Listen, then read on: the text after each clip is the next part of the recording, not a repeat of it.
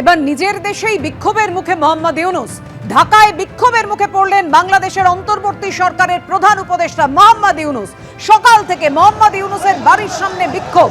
চিকিৎসা পরিষেবা পেতে ও পুনর্বাসনের দাবিতে বিক্ষোভ দেখায় মানুষ। পুলিশের ব্যারিকেড ভেঙে মোহাম্মদ ইউনূসের বাড়ির সামনে রাস্তায় শুয়ে পড়ে প্রতিবাদ।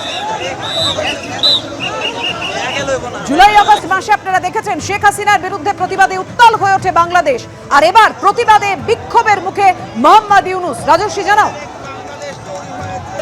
দেখো, সোমবার দিন সকাল থেকেই একটা বিক্ষোভ শুরু হয়েছে মোহাম্মদ ইউনূসের বাড়ির বাইরে। বহু মানুষের জমায়েত এবং বিক্ষোভ, প্রতিবাদ, এবং তাতে উত্তাল হয়ে উঠেছে গোটা এলাকা। এবং যারা প্রতিবাদ জানাচ্ছেন, যারা জমায়েত করেছেন, যারা বিক্ষোভ দেখাচ্ছেন বাংলাদেশের অন্তর্বর্তী সরকারের প্রধান মোহাম্মদ ইউনূসের বাড়ির বাইরে, তাদের দাবি যে উন্নততর স্বাস্থ্য ব্যবস্থা করতে হবে। কারণ গত বছর জুলাই আগস্ট মাসে বাংলাদেশ জুড়ে যে আন্দোলন শুরু হয়েছিল তাতে বহু মানুষ আহত হয়েছিলেন, বহু মানুষের প্রাণহানি হয়েছিল। সেই সব যাদের প্রাণহানি হয়েছে সেই সব পরিবারের পুনর্বাসন, যারা আহত হয়েছেন তারা দীর্ঘ বহু মাস ধরে চিকিৎসা পাচ্ছেন না, তারা পড়ে রয়েছেন হাসপাতালের করিডোরে, পড়ে থাকতে হচ্ছে, তাদের দুঃসহ জীবনযাত্রার মধ্যে দিয়ে তারা যাচ্ছেন।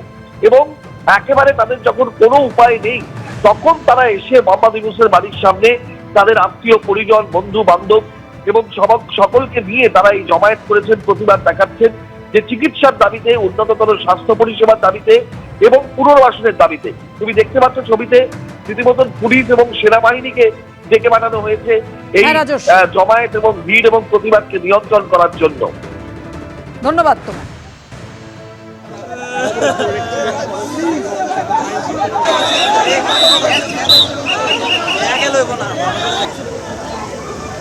হাসপাতালের বারান্দায় চোখে বুলেট নিয়ে, হাতে বুলেট নিয়ে, হাত কাটা পাও কাটা নিয়ে আমরা অবশিষ্ট জীবনযাপন করতেছি, যেই জীবনযাপনের কোনো মূল্য নাই এক বিন্দু পরিমাণ।